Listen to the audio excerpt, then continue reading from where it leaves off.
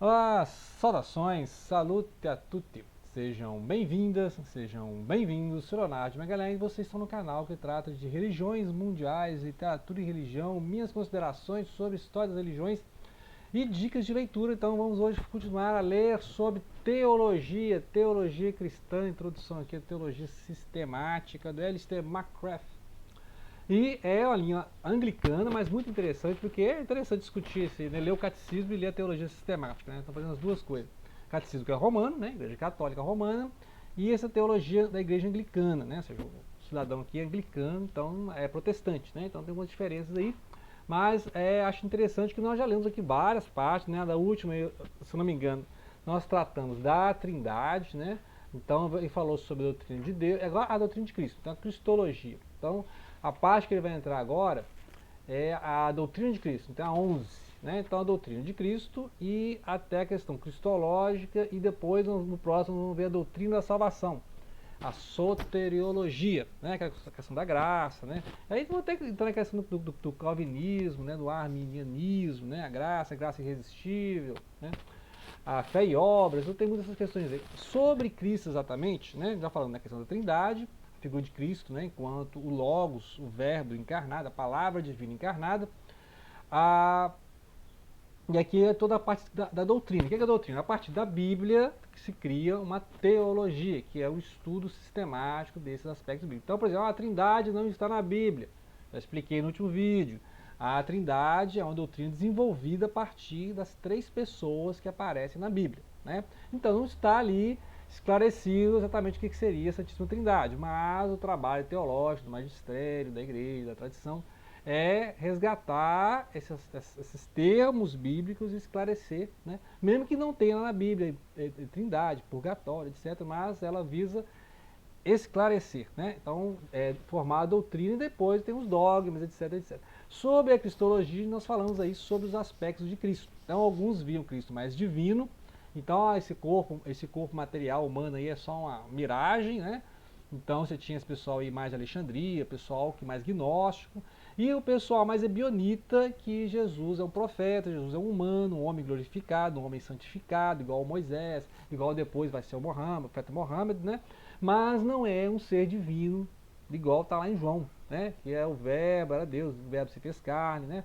É diferente. Então, se você ler só Mateus e Marcos, você vai ficar igual com os ebionitas. Os ebionitas tinham esse conhecimento aí, mas não tinham acesso a Lucas, Atos dos Apóstolos, questão do Espírito Santo, né? Então, para algumas linhas ebionitas, para algumas outras linhas, igual também do islamismo, o Espírito Santo é uma força de Deus, tal, uma inspiração divina, mas não é uma pessoa de uma trindade, né? Então nem tem essa pessoalidade do espírito, eu falei, né? Porque correntes ebionitas, muitas dessas correntes ebionitas, depois nestorianas, foram lá para o Império Bizantino, lá para o Oriente, e aí inspiraram muita gente ali que depois vai chegar até o ouvido de profeta Mohammed, tá? Por exemplo. Então tem essa inspiração, e os apócrifos também vai chegar na cultura islâmica, né? Já falei sobre isso aí. Então a doutrina da pessoa de Cristo é isso, né? Cristo é mais humano, é mais divino, só que a doutrina da teologia é que é plenamente humano e plenamente divino, plenamente humano, né? Então o Logo se fez carne e habitou entre nós, ele não fingiu que era humano, ele foi humano, né? Então sensações humanas, chorava, né, se planteava, sentia o drama das pessoas, ele era humano, né? Chorava sangue, queria afastar o cálice, queria afastar o sacrifício, mas seja feita a vontade de Deus Pai, por exemplo. Então aí, né, Cristo não é o Deus Pai, mas é Deus no sentido da Trindade, né, da consubstância, é isso, né. E aí tem aquelas várias heresias cristológicas que são variações disso aí, ora mais para o Cristo divino, ora mais para o Cristo humano, né? Então tem as várias heresias cristológicas, já fiz vídeo sobre isso aí, que é a imagem que Cristo vai ter ao longo do tempo. Então, primeiro o Messias, o profeta, né? Até chegar a ideia do verbo encarnado, que está na Bíblia, está em João, mas o João é posterior, né? Então os últimos livros ali serem escritos foram a carta aos Hebreus, né? Foi Paulo? Possivelmente não, foi depois. As cartas de João, né? Primeiro e segundo João, as cartas de Pedro, depois aí vai ter o Apocalipse, né, Revelações, livro das Revelações, e aí o Evangelho de João, né? Então, lá na frente, no final do século, né? Então é essa questão aqui do lugar de Cristo, Cristo enquanto mediador, né? Só existe um mediador entre Deus e os homens. Então a gente vai estar todas essas questões soteriológicas, de Cristo Salvador, Cristo Rei do mundo, né? Então são essas várias imagens, lembrar da iconografia, dos ícones, principalmente nos bizantinos, lá da Igreja Oriental, que resgata essa imagem de Cristo em glória, né? Então a gente tem muita a imagem do Cristo crucifixo, né? A imagem do Cristo crucificado, a ideia da salvação na cruz, mas muita iconografia é do Cristo ressuscitado e do Cristo glorioso. Então, Cristo no seu trono, né, sentado à direita de Deus Pai, etc. Né, no sentido de as imagens do Apocalipse, né, quem que é digno de abrir os selos? O Cordeiro. Então, essa ideia de santidade, né, de mártir, de vítima e de salvador ao mesmo tempo. Então, e aí a imagem de Jesus sacerdote, que é a carta aos Hebreus também, que eu acabei de falar. A ideia de Jesus sacerdote, né? Então, esse profeta, esse sacerdote, esse rei do mundo, né? O Cristo Rei e tal. Então, são essas imagens que são reveladas por Jesus Cristo, em Jesus Cristo, né? Então, ninguém nunca viu Deus, mas Jesus o revelou, né? Então, a imagem viva de Deus é Jesus, né? Então, essa ideia da manifestação divina mesmo. E aí tem todas aquelas questões que a gente já falou da Trindade, que é, olha, Cristo, ele é diferente de Deus e de Deus Pai. Ou ele é uma das imagens, uma das pessoas de Deus Pai, que isso aí seria mais aquele modalismo, né? Então, ora Deus se apresenta como o Pai, ora Deus se apresenta como o Filho, ora Deus é o Espírito Santo e tal. Então, isso aí é momentos e não as três pessoas juntas, né? A ideia da Trindade, da doutrina da Trindade, é as três pessoas juntas, né? Então, as três pessoas juntas formam um único Deus, né? Enquanto que a ideia modalista é diferente. Então, você tem um único Deus que ora ele é o Deus Pai, ora ele é o Deus Filho, ora é o Espírito Santo, né? E daí tem o unicismo. O unicismo é a ideia que só um Deus, né? Ou seja, um Deus, e aí seria o Jesus, né? E aí ele lá no céu ele era Pai, e aqui na terra ele é Jesus, voltou a ser Jesus, então só tem Jesus, né? E o unitarismo é outra ideia. O unitarismo, né? O unitarismo é que só existe um Deus, Deus Pai, né? Jesus é um ser subordinado, uma primeira criatura, e o Espírito Santo é a força ativa de Deus no mundo. Então não tem a pessoalidade do Espírito. Né? Então só tem uma personalidade, aliás, só tem uma personalidade divina, que é o Deus Pai. E Jesus é um enviado, é um mensageiro, é um profeta, é um Messias, né? Mas ele é a primeira criatura, não é parte da Trindade, podemos dizer assim, né? E aí o Espírito Santo não é a pessoa. Então é um unitarismo, né? Então tem essas variações aí. O unicismo dá muita ênfase a Jesus. Então fala mais de Jesus, e enquanto que o unitarismo dá mais ênfase ao Deus Pai, ou Javé, ou Jeová, né? Depende aí da leitura que você fizer. Porque as traduções, né? A tradução do tetragrama, né? O tetragrama, qual a tradução? É Javé, Jeová, né? Essas discussões aí. Então o Messias, o profeta, até o verbo encarnado, né? E aí o Salvador, o Senhor. Então, aquele título que diz Senhor, que é o Adonai, né? Kyrio, né? Que é dado a Jesus. Então, Jesus é o único Senhor. Então, só que aí Paulo era trinitário, porque Paulo tem aquelas fórmulas, né? O amor do Pai, né? A graça do Filho, a comunhão do Espírito Santo e tal. Então Paulo era um trinitário? Não, Paulo tinha as três pessoas, mas se você lê nas cartas de Paulo, dá mais margem ao subordinacionismo. O que é subordinacionismo? É que o Filho está subordinado ao Pai, né? Mas isso aí a gente já viu na Kenose, né? Já discutimos a Kenose é na missão redentora de Cristo. Então ele é subordinado ao Pai, ele recebe a autoridade do Pai. Mas na eternidade não há essa diferença, né? Na eternidade não tem diferença de hierarquia na Trindade. Tá? Essa questão de parecer que tem uma hierarquia na Trindade é na questão da redenção, né? Então a questão da redenção é que tem essa funcionalidade aí de, então tem essa divisão, então um manda no outro. Então, peraí, Pai manda no Filho, o Filho manda no Espírito Santo? De onde, né? Então não tem isso aí não. Essa é uma ideia humana, né? De que existe hierarquia, não tem, né? Isso aí é uma ideia humana. Agora, tem funcionalidade, cada um tem uma função, cada um faz uma coisa, né? Tá de certo, é isso, né? Mas isso é um mistério, tá? Eu já falei lá no outro vídeo que discutir Trindade é uma questão de mistério, tá? Aí ele vai debater aqui as questões, inclusive a controvérsia ariana, que é essa do arianismo, de que o Filho está eternamente subordinado ao Pai, que Cristo é uma criatura excelsa, um semideus e tal, mas ele não é Deus, então ele está subordinado. Agora, a gente pode analisar pela kenosis, inclusive eu conheço pessoas trinitaristas não arianas que vão falar, não, e tem a subordinação do Filho ao Pai, mas isso aí é na funcionalidade, tá? É no plano da redenção, não é na eternidade, tá? Na eternidade ele não foi criado, ele já está na eternidade, né? Então, a partir da palavra divina e do verbo é que se criou todas as coisas. Então, como é que ele é a primeira criatura? se nele é que foi criado, se através dele que foi criado, através da palavra foi criado, né? Então, é complicado o arianismo, mas essa ideia de subordinação, o pai é maior do que eu, né? É bom, é só o pai, né? A mim foi dada autoridade, quem deu autoridade? O pai, né? Então isso aí mostra a kenosis, de que quando Cristo, sendo verbo encarnado, ele se tornou humano mesmo, né? Sendo divino e humano ao mesmo tempo, né? Essa é a ideia. Mas não é assim, alguém fingindo que é humano. Vou fingir que é humano aqui, igual os outros correntes achavam que nem corpo ele tinha, que ele fingia que tinha um corpo, né? A questão soteriológica é ele é o único mediador e o único redentor. E aí entra aquela questão que essa semana, né, a semana passada, aí, depende de quando vocês vão estar vendo esse vídeo, a questão da Mariologia, né, que na Igreja Ortodoxa não tem específico, mas na Igreja Católica tem a Mariologia e a questão da corredenção, da mediadora das graças, né, a medianeira, né, medianeira de todas as graças. Então tem essa questão mariana mesmo. Aí foi emitido um documento, o pessoal estava esperando o quinto dogma, né? Tem os 4 dogmas marianos, e emitiram agora a Mater Populi Fidelis, né? Foi emitida pelo De Castelli, né? De Castelli, nem foi pelo Papa, não. Tem essa discussão, o Papa leu isso aqui, né? Tem essas discussões aqui, a nota doutrinal sobre os títulos marianos, né?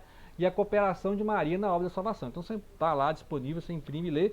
E aí a questão mesmo é os títulos, né? Então muitas das ideias permanecem, mas a ideia de cooperação é diferente de corredenção, né? Que eu entendi, tá? Não sou especialista em Mariologia, não sou teólogo, mas como eu sou um curioso, né? E tenho minha fé, então eu vou ler para entender a questão da Virgem Maria enquanto corredentora. Mas ela é uma deusa, né? Como é que é isso? Porque se ela tem um Salvador, que é o próprio Cristo, né? Então, voltando, a questão é a cooperação, né? Então, a questão da cooperação, e aqui o documento vai falar a questão da cooperação de Maria, da intercessão, né? Maria junto com os santos, né? Intercessão dos santos e tal. Essa não tem nenhuma mudança nesse conceito, não. A questão mesmo é do título, né? Uma coisa, cooperação, e aí vai voltar a discutir aquela questão lá dos nestorianos, questão da Theotokos, né? A Virgem Mãe que apresenta seu filho Jesus, né? Então Theotokos, só que Theotokos fala mais sobre Jesus do que sobre a mãe, né? Porque é a mãe de Deus na questão da mãe do verbo encarnado, né? Então na época lá, essa era a maior discussão, porque na história dividia a natureza divina, a natureza humana e tal, né? Então nestorianismo que depois foi para a Igreja Oriental, tem esses grupos nestorianos indo para o Oriente, né? Então, a questão vai discutir esse mistério existe uma corredenção, né? Então, existe algum redentor ao lado do redentor que é Cristo? Existe um mediador ao lado do mediador que é Cristo, né? A co-mediadora, né? A medianeira das graças, mas a graça não vem de Cristo, né? As graças que recebemos de Cristo. Então, essa discussão, e aí, causou uma comoção naqueles que esperavam o quinto dogma, porque... né? Interessante que várias pessoas estavam esperando o quinto dogma, que é esse, além dos 4 dogmas marianos, né? O último dogma da igreja foi dos anos 50, né? Justamente sobre Maria, que seria o quinto dogma desse título, né? O título de Maria, corredentora, medianeira de todas as graças, né? Então a graça vem de Cristo, passa por Maria até os devotos, né? Essa discussão, mas eu não vi grandes mudanças não, né? Então o pessoal que ficou desapontado, né? Ficou frustrado é porque não veio o quinto dogma. Né? Então os tradicionalistas, o pessoal que, né, muito radical assim, não tem o quinto dogma, né? Então qualquer coisa menor que o quinto dogma eles vão criticar, né? Então, mas a questão toda está aqui, né? Lembrar que isso não é um livro católico, é anglicano, etc. Mas vai discutir muito essa questão da soteriologia, que vamos discutir no próximo vídeo. Aí vai só a questão soteriológica, a questão da graça. A graça é irresistível, né? Estamos totalmente privados da graça, e aí, né, estamos mortos, e aí a graça veio nos ressuscitou, e não podemos resistir à graça, então nós somos eleitos. Calvinismo, por exemplo, predestinação, né? Há uma certa predestinação no catecismo, você vê assim, mas para o bem, né? Estamos predestinados ao bem, e ninguém está predestinado a ir para o inferno, por exemplo, né? Já nasceu predestinado para ir para o inferno, né? As discussões assim, são soteriologias, né? Aí tem o arminianismo, né? Armínio, tem o Molina, né? Tem o molinismo, que é interessante, que é o meio termo aí, né? E tem o tomismo, né? Então você tem vários sistemas soteriológicos. Você vê, a leitura bíblica, né? A partir da leitura bíblica você tem vários sistemas soteriológicos. Se ficar só na leitura da Bíblia, como é que você vai chegar nisso, né? Então precisa aí ter um magistério, alguém mais bem informado para poder te localizar nisso aí, né? Então a pessoa pegar a Bíblia, peraí, quem que está certo aqui? A graça, se você ler alguns versículos, os calvinistas estão certos. Se você ler alguns versículos, o pessoal da Armínio está certo. Outros versículos, os tomistas estão certos. Outros versículos, os molinistas estão certos. Quem está certo, né? Então, é aquela velha discussão quem está certo, que se você pegar só versos da Bíblia e não entender os contextos, né, não entender as doutrinas, quem é que vai te dar essa doutrina? Os magistérios. Então, os anglicanos, luteranos têm seus magistérios, têm suas tradições, né? Então, a questão de sola escritura, já falei em vídeo aí sobre sola e escritura. O que é sola escritura? Somente a Bíblia, né? Agora, a questão do solos Christo, da soteriologia, vamos discutir isso aqui, que é esse vai defender a solos Christo, que só Cristo contribui, ou seja, que só Cristo salva, né? Nesse sentido mesmo. Não tem intercessão de santo, não tem intercessão de Maria, né? Então, aí já é protestantismo, né? É outra corrente dentro do cristianismo que não vai ter, por isso que eu tenho as 5 solas, né? Então, sola escritura é uma delas, solo. Aí o pessoal fala assim, então esse novo documento aqui do Vaticano está falando do solos Cristo? Não, né? Então não é um documento. Então a Igreja Católica continua debatendo essa questão aí da sola escritura lá no Dei Verbum, que eu já falei em vídeo aí, e continua discutindo essa questão, né, da Mariologia, mas não está se rendendo aí aos solos Christos, né? Que é o somente Cristo, né? Que eu li desse documento não é isso aí. Mas é um debate soteriológico para o próximo vídeo, né? Aqui nós discorremos aí sobre as várias imagens de Jesus, que é o estudo Cristologia. E tem vários estudos sobre o Jesus histórico. Vou falar dos livros do Bart Ehrman em futuros vídeos aí, né? Bart Ehrman que é como Jesus se tornou Deus, o que Jesus diz, o que Jesus não disse, né? Toda essa discussão sobre Jesus histórico. Mas nesse canal aqui nós não estamos discutindo a arqueologia do Jesus histórico, né? Geralmente estou abordando aqui o Jesus Cristo da fé, né? Então o que a gente crê de Jesus Cristo, tal, da Bíblia. Se eu fosse um historiador, se eu fosse um arqueólogo, poderia né, adotar essa postura do Jesus histórico, mas alguns canais ficam contrapondo. Olha, nós temos Jesus histórico, não tem nada a ver com Jesus da fé, então são, né? Outros falam que Jesus foi inventado, a hipótese flaviana é que Jesus foi inventado, nem tem Jesus nenhum, isso é invenção dos flavianos e tal, né? Então eu recomendo ler e debater essas obras assim para a gente ver os vários pensamentos, né? Então leia aqui teologia, abaixa lá no site a Mater Populi Fidelis, tá? Diz Castério para a doutrina da fé. Você acha lá na internet, você abaixa lá, ó, você abaixa na internet para ler, tá? Então vamos ler. Se quiserem, podemos discutir o documento. Não sou formado em teologia, mas achei o documento interessante. Não vi nada de excesso de um lado nem outro, viu? Não vi nenhum excesso de um lado nem de outro, tá? Então, ambos os lados, protestantes falando, agora o catolicismo se converteu, não. E também nem o outro lado, lá do pessoal que queria o quinto dogma. Então, você não consegue agradar ninguém, né? Em religião você não consegue agradar ninguém, impressionante assim. Então, eu achei um documento muito sóbrio, não vi nada demais, né? Então, continue, não mudou nada, né? Não precisa tirar o Papa, não mudou nada, é apenas a questão de título. Que título você usar, não confundir, né? Agora, para você chegar a essa discussão, você tem que conhecer soteriologia, né? Que aí será o assunto do próximo vídeo. Não percam o próximo capítulo, ok?